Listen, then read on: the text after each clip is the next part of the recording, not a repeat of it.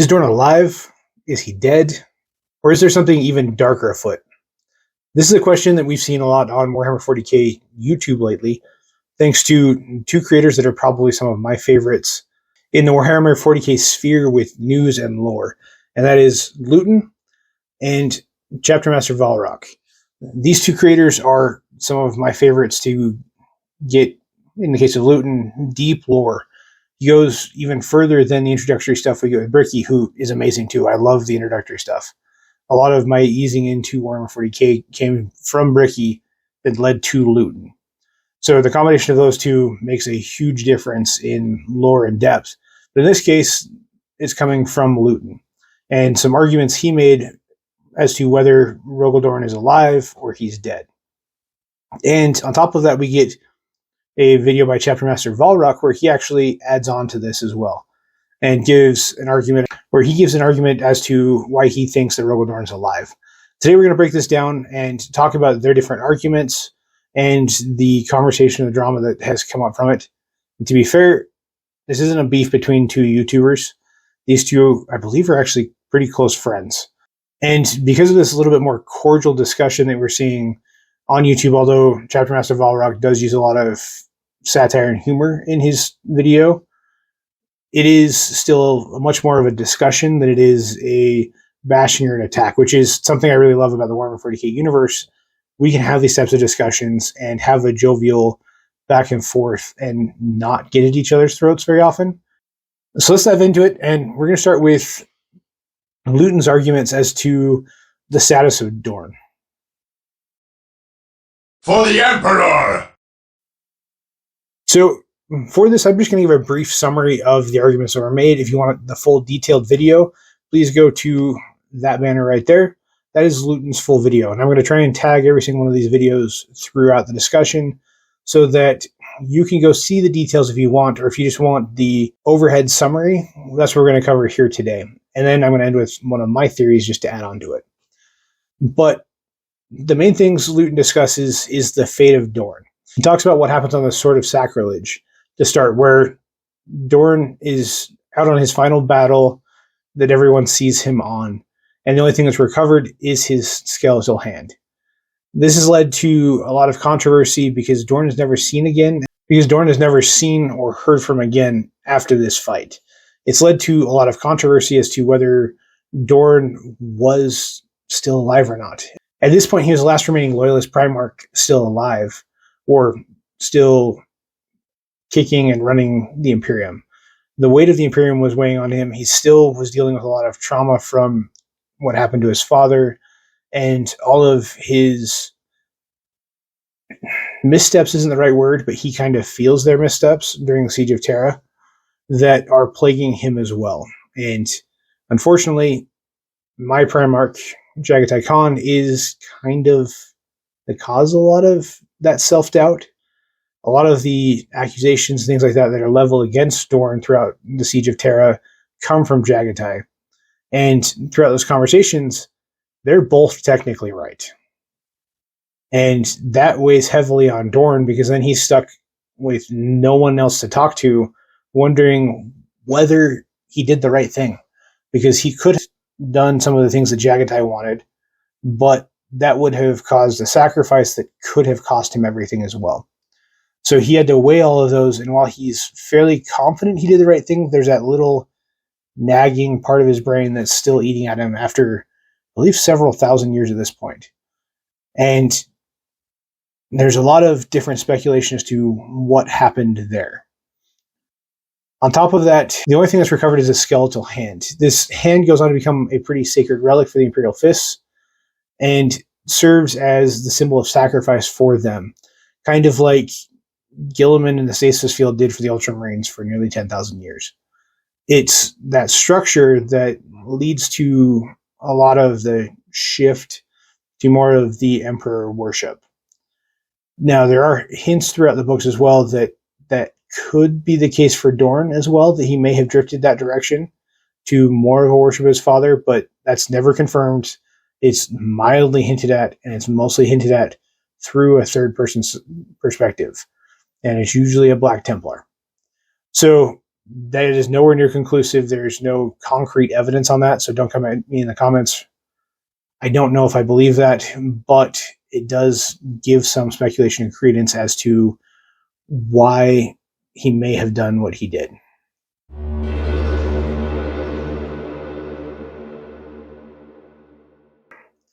Next, after giving the background to his argument, Luton actually goes on to talk about the two possibilities, whether he is potentially alive, and why Luton is positing that he is potentially dead. So there's a lot of speculation when it comes to his possible survival. There's a lot of different tangents and structures that you can go down as to why he might have survived, whether he went into hiding or he pulled back so he could create a new master plan to try and take down chaos, or he's been captured by chaos and he's currently being held in the Eye of Terror as a prisoner. There's a lot of different speculation, and a lot of this actually comes from the Imperial Fists themselves or the other Sons of Dorn successor chapters. They love to speculate as to what happened to their father. And this leads to several misguided trips into the Eye of Terror. It leads to different belief structures and different branches of almost quasi-faith in Dorn that he's going to be the return, kind of like you see with the Space Wolves and their belief that Russ will return at the Wolf time. There's a lot of speculation and belief that Dorn is just biding his time, waiting for an opportunity to return to save everyone in the end. And like Luton states, there's some evidence to support every single one of these, but because the big thing we have to deal with in Warhammer 40k is the unreliable narrator, none of their narrators are reliable in any book ever. You can only count it so far. And a lot of times you have to have multiple corroborations to really have a firm idea that something really happened. This confusion is what leads to a lot of speculation. For example, the Primarch prophecies. I'll throw in my video right there as well with speculations on those. It leads to a lot of confusion and potential paths that Games Workshop can use. And I honestly kind of suspect they do that on purpose. They do that so that whichever one's going to make them the most money, they can take. And they've foreshadowed 50 different things, sometimes by accident. But it gives them that avenue to find a path that feels right for the players. And it feels like it's something that's been building for a while, but it is also going to be the most financially viable for the company, which is not a problem. It's actually a really brilliant move as far as the story narratives and things like that are concerned. Although it does kind of put them in weird positions sometimes where they'll sacrifice something purely on behalf of the dollar.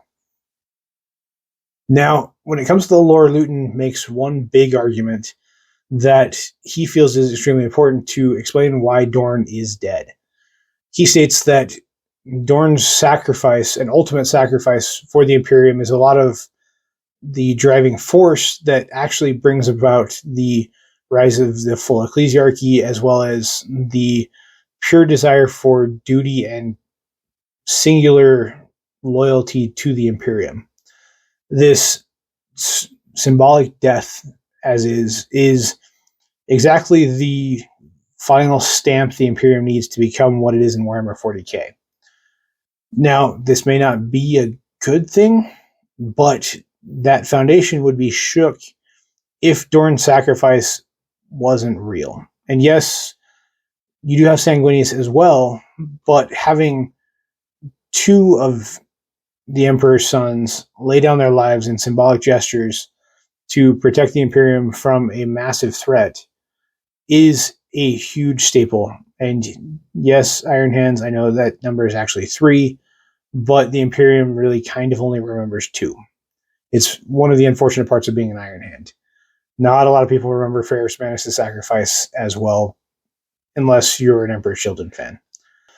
So Luton argues that having Rogal Dorn make this ultimate sacrifice may be exactly the structure they need to bring about this stability in the end and find a reason for the Sons of Dorn to codify their beliefs, even when a lot of the other Primarchs have returned. And finally, to wrap up Luton's arguments, he gives a couple arguments as to why Dorn shouldn't return and some arguments as to why Dorn should. And some of these arguments are really good. Some of them are just kind of the standard Games Workshop's why a Primarch's going to return type arguments. But the big one that the big two that kind of stood out for me are the arguments against why Dorn should return. And those are pretty important. It's the narrative impact and character dynamics.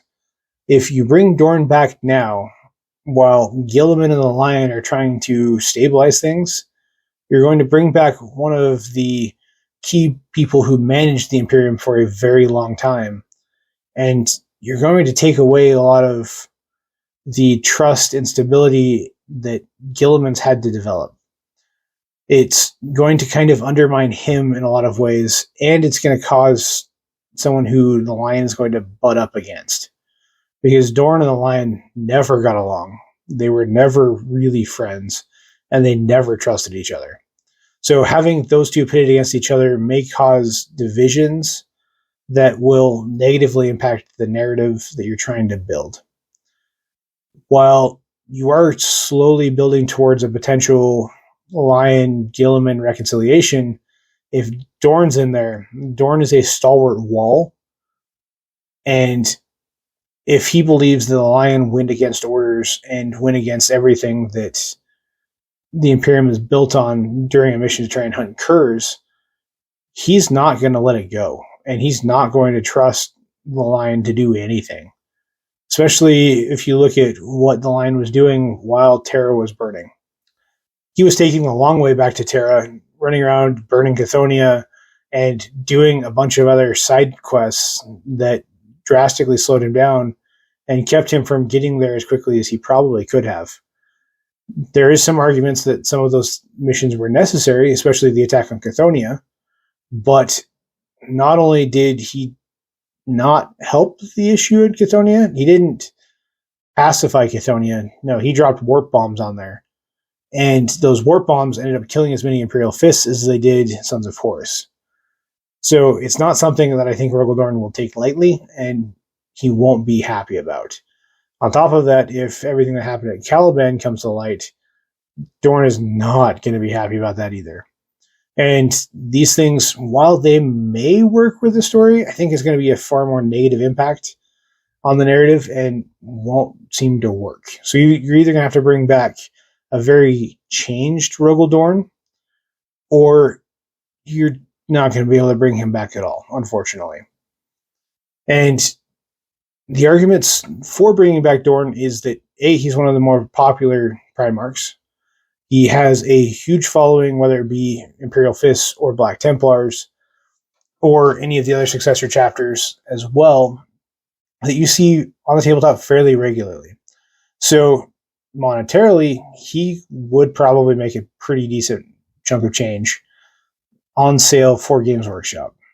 And he could create some different varying story arcs depending on which direction you go with Rogal Dorn. And we'll talk about that at the end. The direction that Luton kind of hints at is where my theories lie of two potential routes that Dorn could go. But next, let's move into ChapterMasterValrak's response and talk about Abhor the demon! And so, like we discussed before, ChapterMasterValrak is a little bit more of a satirical, humorous approach, which I really enjoy. That's one of the big reasons I enjoy watching him for Warhammer News. He does like to joke and jest a lot, and it makes it a lot... And it makes it a lot more entertaining to get caught up on some of the Warhammer News. I do love the deeper dives in Warhammer News as well from some of the other creators, but he's nice because it gives you just short 10-minute videos to cover what you need to know pretty quickly with some jokes. And I'm going to throw his video up there in a tag as well, so that you can go check that out. Please do. Make sure you give both of these creators a lot of love. They do a lot for the Warhammer community, and I'm a big fan of both of theirs. I subscribe to both of their channels, and I regularly watch their videos to get caught up on lore or keep track of what's going on in the game itself. And if you've made it this far through the video, make sure you like and subscribe. We have a lot of other really cool videos coming out moving forward, including some more of our lore-accurate army lists, the Fiction to 40K stuff as well as different summary and speculation videos like this one today. While ChapterMasterValrak does make some very satirical jokes throughout everything, he does bring up a lot of really good points as well. And that is, to start, one of the big things that Warhammer 40k lore junkies bring up a lot. And that is, if you didn't see them die on screen, they are not completely dead. We've seen this several times with the different Primarchs. We saw this throughout the Horus Heresy, where a character would be presumed dead and then would show up later to screw things up, i.e. Vulcan. He's the most famous. You have Perpetuals. So not seeing a character die does not mean they're dead. This is a big differentiator and statement that does lean into some of the things that LUETIN argues and does counter some of them as well. But it doesn't fully negate everything. The symbolic gesture is something that Valrak argues may have been intentional. The symbolic death gesture may have been done intentionally by Dorn, both to provide a final push for the Imperium to fully move forward and fully stabilize, while also giving him an out. A way to either go into recovery and restructure, or to go to a fortress world and begin building his renewed Imperium to move forward, letting his sons run wild, while some of them may actually know where he's at. On top of that, Valrak does argue that a lot of the very reasons that LUETIN gives for Dorn not to return may be the exact reasons why he should return. Because the Imperium being too stable may destabilize the entire game of Warhammer 40k. If you get a bunch of stable Primarchs working together, they're going to be much harder to defeat. And they're going to be able to stand up better against the Tyranid threat and Chaos and all of the other major threats that are in the galaxy, driving them further and further away from Terra and providing more and more stability to the Imperium. And for Warhammer 40k to maintain its very grimdark approach, you have to destabilize that somehow. And Valrak believes that Dorn may be this avenue. Now that we've heard the different varying theories and all of the different information presented by LUETIN and by Valrak, let's talk about a theory I kind of have that I've developed throughout my study of the lore, and especially through watching these videos. It's one that kind of blends both and has two potential routes where Dorn may be alive and Dorn may be dead down a very similar path. Consolidating position on the objective. Abhor the demon! I think Valrak may have hinted at it in part of his argument, as well as LUETIN. And the argument that Dorn gave an intentional sacrifice to stabilize the Imperium is a very Dorn thing to do. So I think that may be a very valid point. I think that there is a lot of reason for Dorn to sacrifice himself and let that symbolic gesture codify the Imperium and codify his sons to a stable, functioning unit. But I think there's more to the story than we're told, and I'm sure eventually we may actually get that story written. And for me, I think it all revolves around the Black Templars. The Black Templars are a little too well organized and a little too structured for just being run by Space Marines. Now, don't get me wrong, Sigismund was a tactical genius, and a lot of the structures he developed through conversations with Dorn. There's a lot of structure that came from what Sigismund learned from Dorn and how he wanted to approach it. So the Black Templars having that relationship, while they were very estranged from Dorn by the end, may be the secret to what we're looking at. If Dorn started to question his beliefs on his father, having seen him basically dead on the Golden Throne for thousands of years, still being able to function and do a lot of things that he shouldn't be able to, maybe Dorn's faith stabilized. Maybe he decided he did want to embrace that faith and pursue it, even though it caused a lot of pain and trouble during his life. And if he decided to do that, Dorn would want to walk away from everything.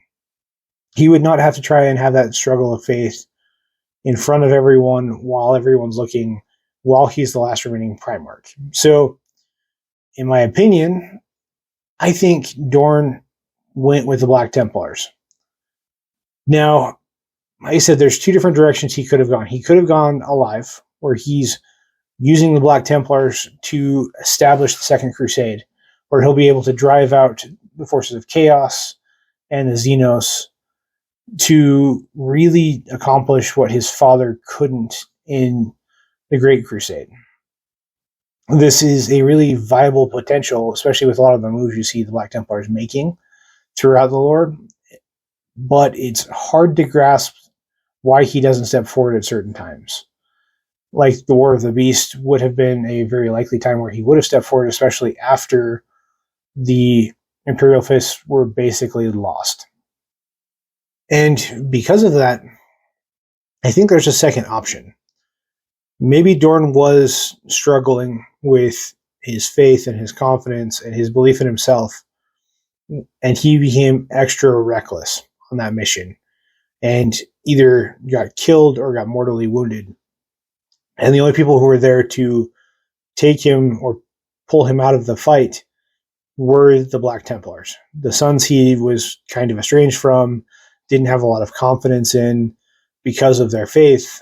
What if they were the last ones there to see his last words? Well, the Black Templars, if Dorn had died, would not just bury him away and call it a day. He would be entombed in a very sacred tomb that may potentially have special abilities to it. Whether those be psychically caused, which I don't think they are, because Dorn's not very psychically driven, or more likely, it's something that was built around Dorn's body to serve as some type of special ward or fortification. And I suspect that this is how Dorn will return, but more akin to the triumph of St. Catherine for the Adeptus Sororitas. And this alternative may check all of the boxes. It'll give you Dorn's return without Dorn being alive. Being able to field Dorn's tomb that provides very unique fortification and defensive structures, kind of like a monolith does for the Necrons, and giving him unique stats and abilities, which I'm not a game designer, so I'm not even going to try and speculate what you would do there. But doing that fielded, whether it's with a Black Templars unit or potentially with an Imperial Fists unit, could be a really cool way to sate both parties. And the reality of having to deal with Dorn's actual death may be more jarring for the Lion and Gilliman than having him return and shake everything up. But, like I said, this is just a theory, just kind of my speculations, knowing how Games Workshop works with their narrative and different things like that. I am by far no expert. LUETIN and Valrak know far more than I do about this, so make sure you go check out their videos. And let me know in the comments below what you think about this theory. Is it a good one? Do you like it? Do you have your own theories? Let me know in the comments below. I'd love to see what you guys suggest and what kind of theories you guys have. And I'll talk to you guys later.